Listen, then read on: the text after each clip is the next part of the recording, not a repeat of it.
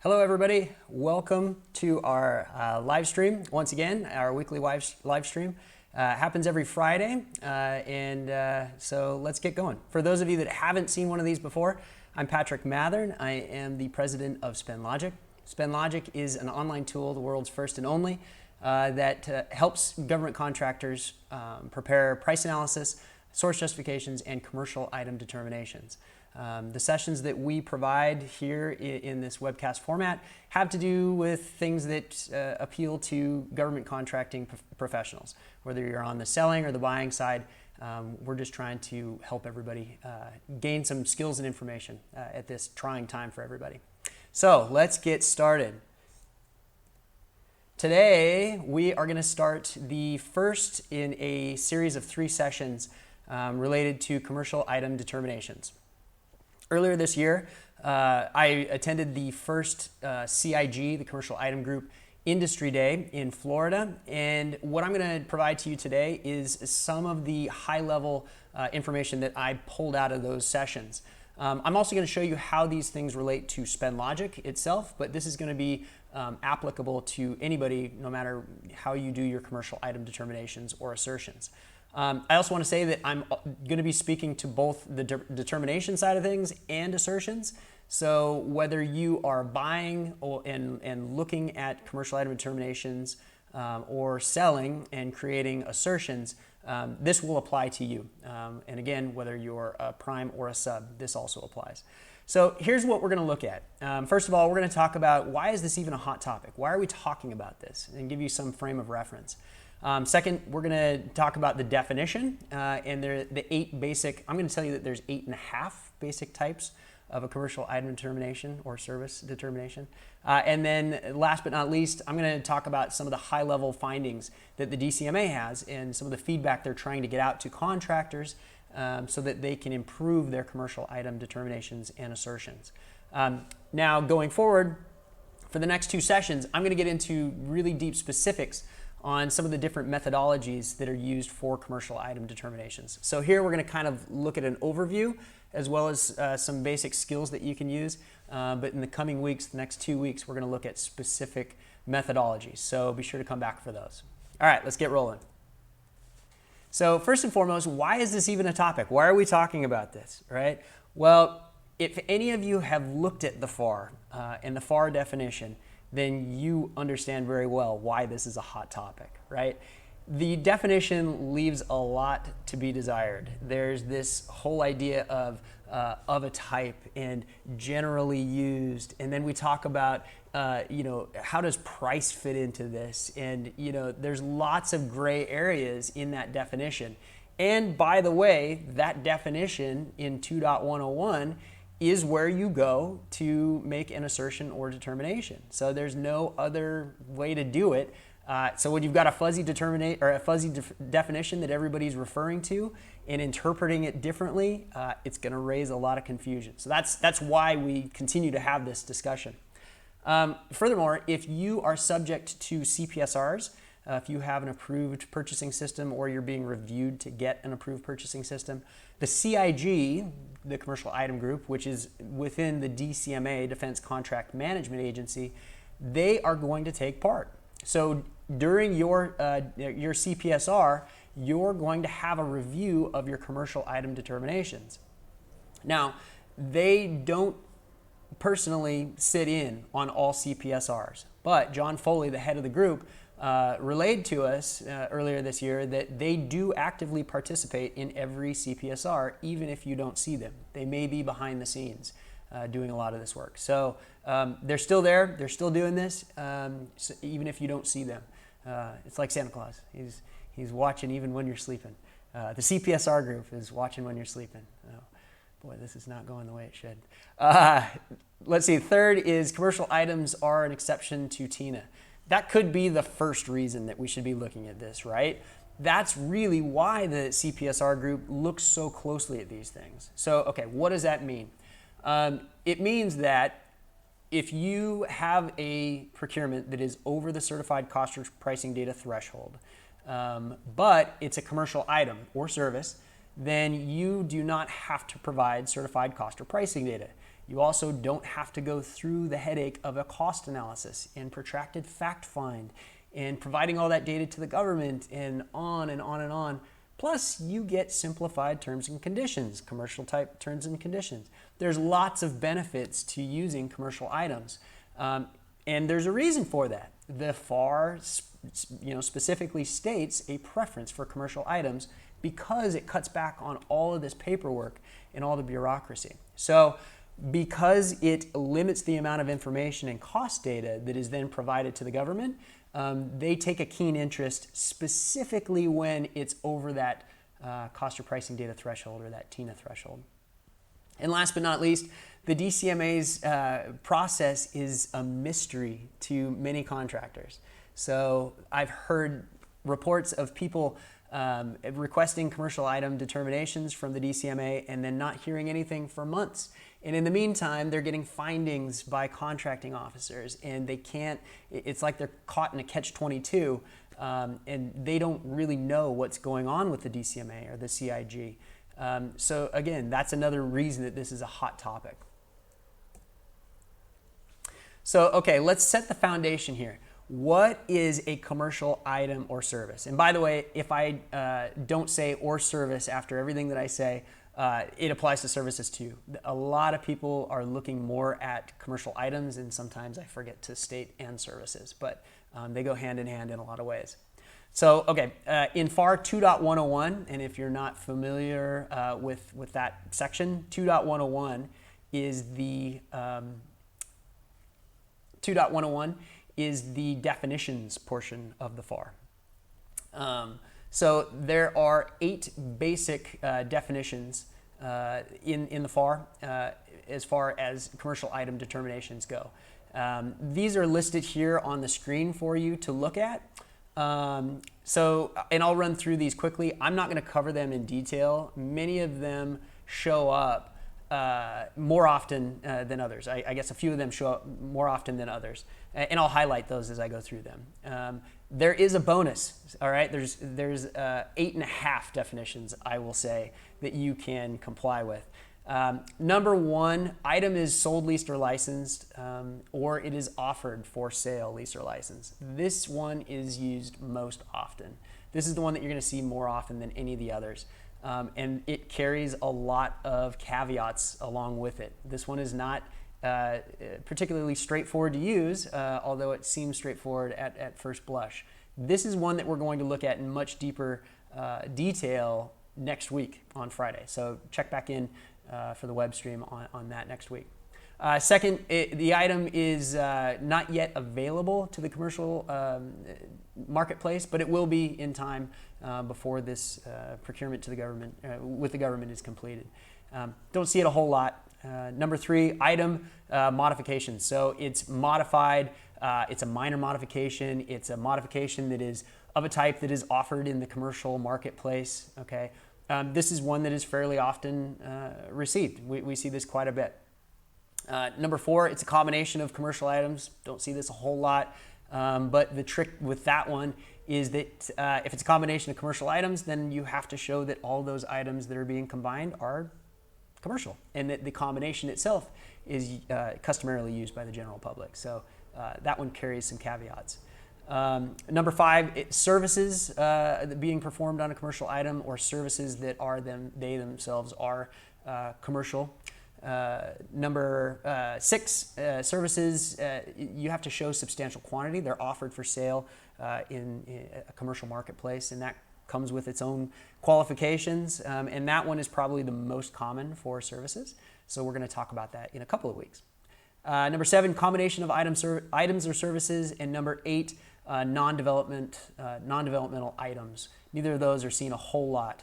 But I want to talk about the bonus for a second. At the bottom of your screen, you see the bonus is that the government determined the item to be commercial. You have to be careful with this one, okay? So this isn't listed as one of the methodologies in the FAR, but it is something, if a contracting officer has determined the item to be commercial, that is good enough for you, with this slight caveat. You have to make sure that the contracting officer or the commercial item of determination that was put in place was done so within the same agency that you're working with.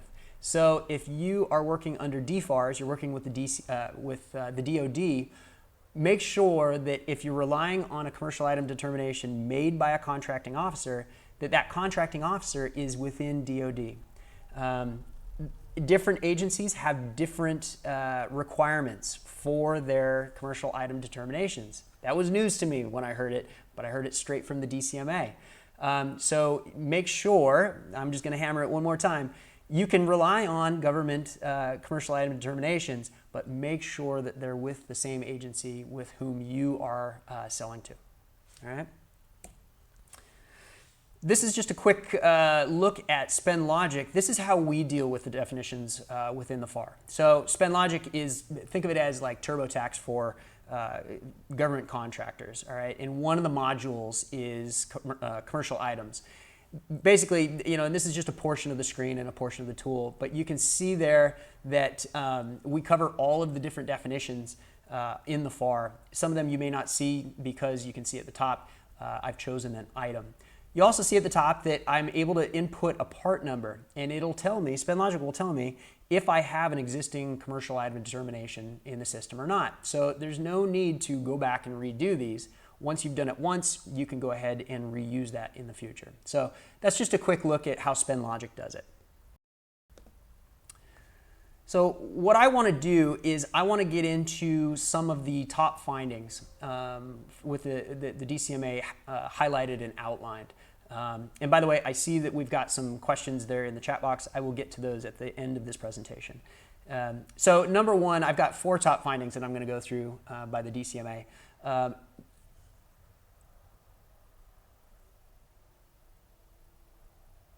Number one is that the commercial item documentation package is incomplete. All right, so one of the things that we took away that was a shocker to me was just how small the DCMA CIG group is. At the current time, they were only about 70 people. Half of those folks were cost price analysts. Roughly half of them were engineers, and then there were a smattering of folks that did some other things, including four contracting officers. Okay, the contracting officers are the only ones that could actually determine something commercial. So that goes to kind of show that if you're not hearing something from the DCMA CIG, there's a good reason for it. They've got a lot of people, a lot of responsibility and that they're answering to, and not a lot of people to do the work. So what you've got to do first and foremost is make sure that you have a package that is pulled together that is complete. It tells the whole story, right? If they come to a mistake or they just don't understand what you're talking about, they will stop. If they're feeling good that day, they'll write you some questions. Otherwise, they'll just stop with it all together, and you'll have to restart the process. So here's the top 3 things that you can do to make sure that you have a complete package. Number one, connect the dots. You got to tell them what's going on. You got to tell them why each of the parts relates to the others and how it all fits together. Number 2, tell the story. Why, you got to tell them exactly how you've come to the conclusion that this is a commercial item. Don't leave anything out. You should be able to hand this to somebody that has no idea what you're doing and have them understand the story that you're trying to tell. And number 3, you've got to educate the government. These folks look at so many commercial item assertions every day that they don't have time to get a depth of knowledge on every single one of them. So you really have to provide enough information that they can be educated by what you've given them.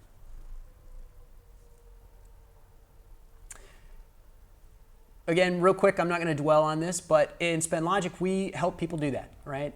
We have different inputs and different upload capabilities that will lead you to provide the right answers, okay? Or at least the relevant answers and relevant information. So if you have some sort of a template or something, you know, this can help a lot. What's special about SpendLogic, again, is that it centralizes it for everybody. It collects all of your attachments in one place, and it standardizes across the workforce as to what people are saying and how they're saying it. So we've gotten a lot of really great feedback from folks that have gone through CPSRs and they've had their CIDs reviewed and approved. So We're pretty proud of that.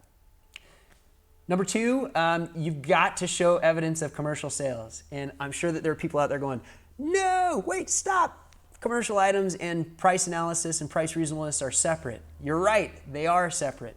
However, if you cannot show that there is a commercial marketplace, or that there is and I should say active commercial marketplace for the items or services that you're trying to sell as commercial, then you're dead in the water. Okay, this is the biggest roadblock for everybody. Okay, and too often folks say, well, you know, we're not talking price reasonableness, we're talking about commercial items. And I used to sing that same tune, right? I have changed my tune a bit. All right, they still stand separate, and they're two different documents, but the commercial item assertion must show that there is an active commercial marketplace. Okay. Now, the FAR definition doesn't say that explicitly, but if you look at each of the pieces of the FAR definition, they all point to that. So without a commercial marketplace, you're not going to be able to show that these items are, one of the pieces is generally used or customarily used by non-government entities. Okay? The only way that you can have something customarily used by a non-government entity is if there's a commercial marketplace that this stuff can be found, right? Or folks that are doing it in a commercial fashion. So, and that's just one example. There's a lot. I'm telling you right now, if you can't pass this hurdle, it's not going to be approved by the DCMA, and they will continue to fight until they're able to prove this. Not my favorite, okay? And there's things in work with the DCMA right now that they are modifying, possibly, the definition of a commercial item so that it's more explicitly stated, okay? More to come on that. Number three, the info provided is not specific to the item or service that's being requested to have determined commercial. It goes something like this. Somebody has something that is quote unquote of a type, or it is in a family that is considered commercial. And apparently what the contractors are doing is they're setting forth the definition of commerciality for the family as a whole, or for the group of items. But then they never go back and actually make the case for the item itself, or relate that back to the family and show how this item is part of that commercial item family. So don't leave the government, the DCMA, to connect those dots. You've got to make sure that you very explicitly state what it is that you're claiming is commercial and how it relates to what you're talking about. Okay? If you're stating that it's a family that is commercial, or it's a group of items, then you've got to state how the one specific item that you are claiming is also commercial. Same thing goes with services. If you're saying these general services are commercial, then you got to go back and say, okay, and by the way, this specific service is commercial too because of X, Y, and Z. Number four, a single definition is not identified. So the CIG, when they receive a commercial item package, okay, what they are looking for is for the contractor to say, this is a commercial item or service based on this part of the FAR definition, okay? And all too often, contractors are going and saying, okay, this is a commercial item or service, but they either identify all of the sections of the definition, or they don't identify any specific section of the definition. My recommendation is to identify one section, okay, one piece of the definition, and very specifically state how you align with each portion of that part of the definition. Okay, there's, like I said, there's 8.5 definitions. Identify the specific definition, and then take it one step further and identify how you relate to every piece of that definition. Let me show you how we do that in SpendLogic. This is pretty small. It's probably hard to see, but this is a copy of a dummied up report out of the system. So once you go through the screens that I showed you before, it outputs a Word document that looks just like this. And you can see there at the bottom where it says FAR definition and then support to the right.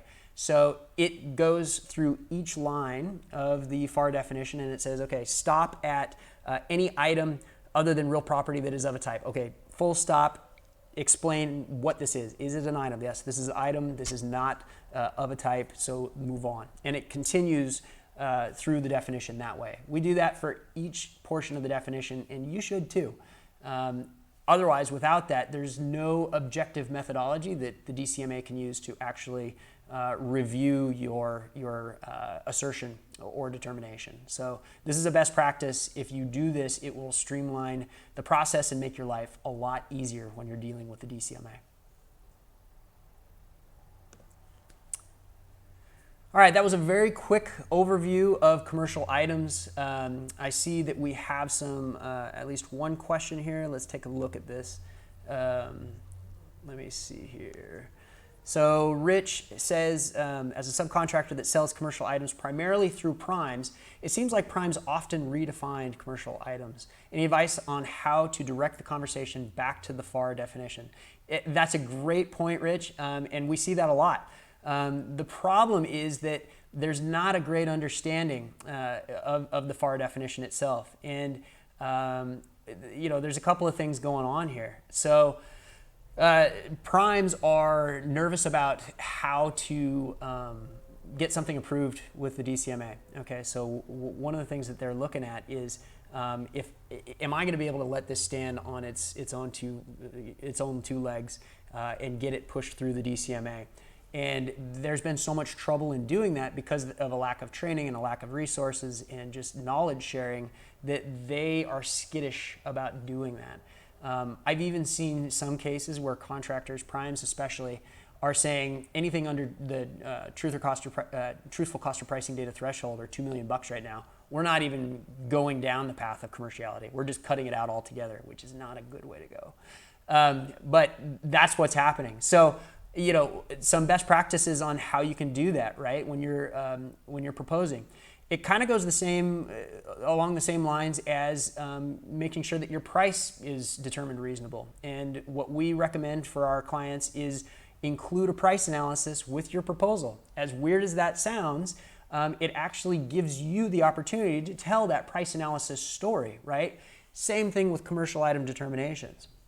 Rather than just state that something is commercial, use standardized tools like SpendLogic. We've got free licenses available for small companies. Use SpendLogic to create a commercial item determination. If you can state unequivocally, how you align with each of those requirements, and key, if you can show that there is an active commercial marketplace and that you can relate your price to that active commercial marketplace, then you should be able to get through that without too much trouble. That is the biggest hurdle, Rich, that I've seen is with contracting officers and buyers and companies that can't get past and can't get over that hurdle. So that's really where we're at with that, and I hope that helps.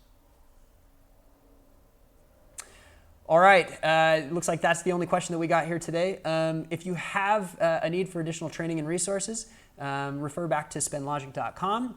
You can also look at the WIFCON and NCMA forums. I'm not sponsored or related to them in any way. I just use them personally as my tool set, and I wanted to pass those along to you as well. Thank you for joining us here today. Hopefully the stream came through okay for everybody. If you get the chance, go ahead and subscribe to our video series. You can click the subscribe button and that'll happen. Also, check out SpendLogic.com/events. It's a new site that we've just launched, and it's going to have a list of our future events as well as any past videos that we have. So if you want to go back and check out something that you missed in the past, you can access it from right there. Thanks for taking time today, guys. I appreciate it, and I look forward to another session with you in a week. Check back with us at SpendLogic.com or write us an email at info@SpendLogic.com if you have questions. Thank you.